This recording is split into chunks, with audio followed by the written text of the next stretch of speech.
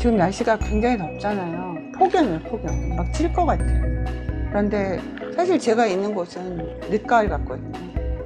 그래서 이제 여성들이 탈수가 되거든요. 폭염이니까. 그리고 이제 주방에서 일하시는 아주머니들, 예를 들어요. 식당은 시원해도 주방은 막 볶고 튀기고 하니까 그렇게 시원하지 않아요. 그래서 폭염 속에 이제 시간이 없으니까 물을 제대로 마실 시간도 없잖아요.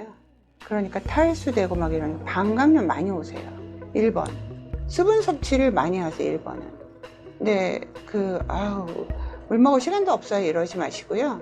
자기가 먹을 물을 전날 얼렸다가 탁 싸갖고 가서 그 얼린 게 녹으면서 하루 종일 먹는 거예요. 그러면 수분 섭취가 충분히 되니까 방광을 보호할 수가 있어요. 그리고 이제 보통 이제 여성들이 주방에서 일하거나 이럴 때는 커다란 냄비에다 같이 비벼갖고 막 드시고 이러잖아요.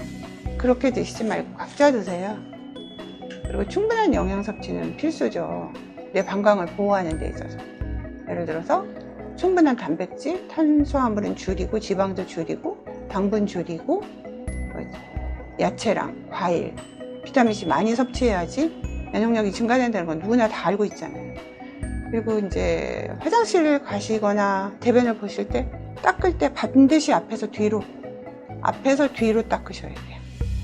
근데 이제 탕 목욕하실 때 어떻게 하셔야 되냐면요. 탕을 깨끗하게 닦아야 돼요. 그리고 내 몸도 먼저 샤워해야 돼요. 깨끗하게. 그리고 외원부도 다 닦고 항문도 다 닦고 그다음에 탕에 욕조에 물을 받고 들어가야죠. 탕 욕조도 더럽고 나 샤워도 안 했어요.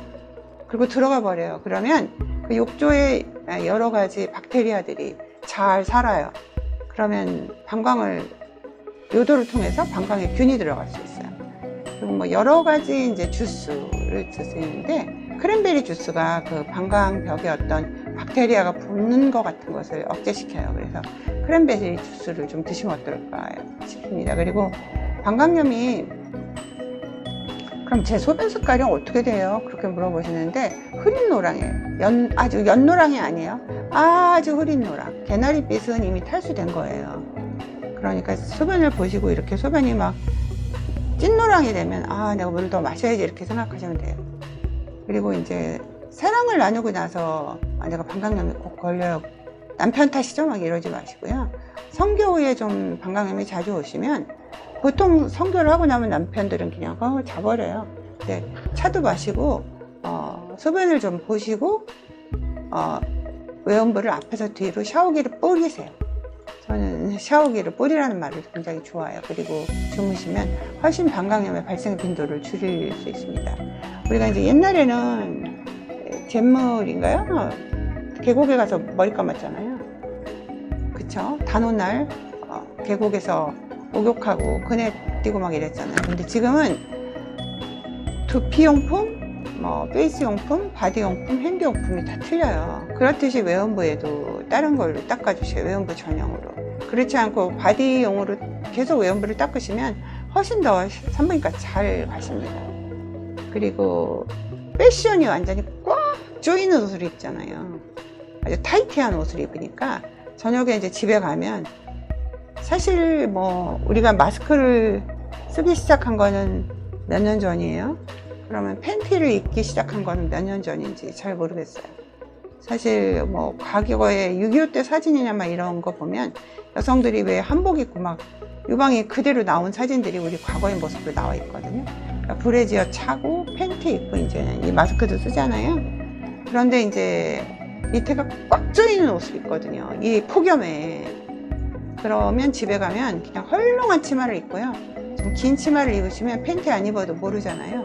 면 긴 치마, 샤방샤방. 그리고 돌아다니세요, 집에서. 그러면 식구들이 내가 팬티를 입었는지 안 입었는지 모르니까요. 아들이 21살이라도 엄마가 긴 치마 입었으면, 면으로 입었으면 팬티 입었는지 모르잖아요. 안 입고 돌아다니셔도. 그래서 환기를 좀 시키시는 게 좋죠. 그리고 여성들이 공중목욕탕, 우리나라처럼 또 공중목욕탕이 발달된 나라가 있을까요? 그런데 이제 공중목욕탕에 들어가실 때 욕조 안에 들어가잖아요. 사우나실에도 물론 들어가지만. 근데 보통 욕조에 공중 욕조에 들어갈 때 그냥 샤워기를 물 한번 찍 뿌리고 들어가세요.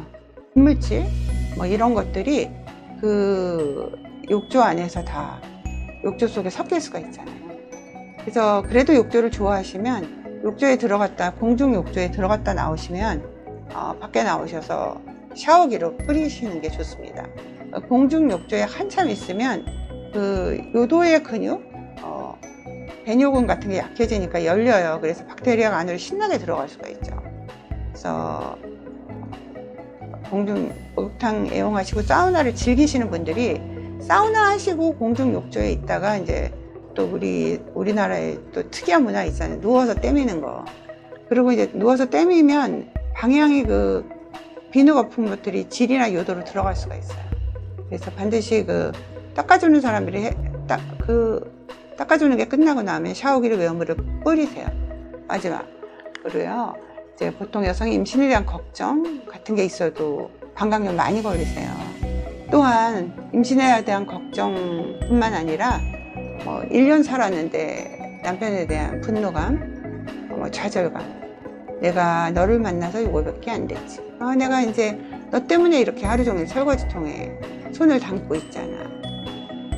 이번에 휴가는 왜 내가 휴가비를 다 내야 되지? 이런 여러 가지 문제들의 분노감, 좌절감, 갈등 이런 것들이 그 사랑의 현장까지 끌고 들어가면 방광염은 계속돼요. 왜냐하면 우리 몸의 신체라는 것은 심장은 계속 뛰고 위도 계속 움직이고 뇌도 계속 활동을 하잖아요.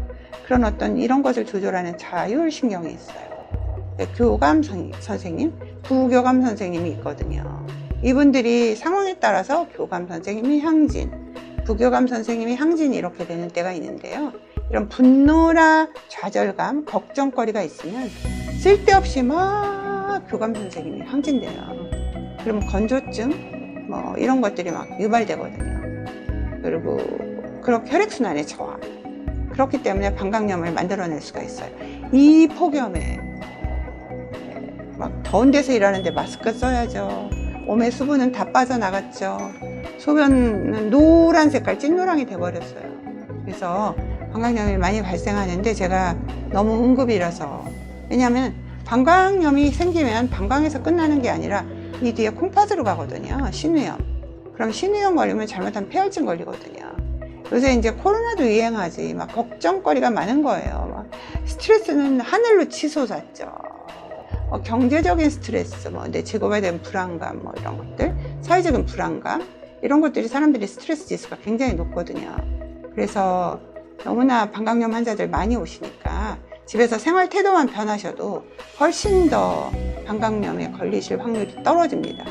쓸데없이 남편 탓이야 이러지 마시고 그냥 내 생활 태도만 좀 변하시면 방광염에 잘 안 걸리세요.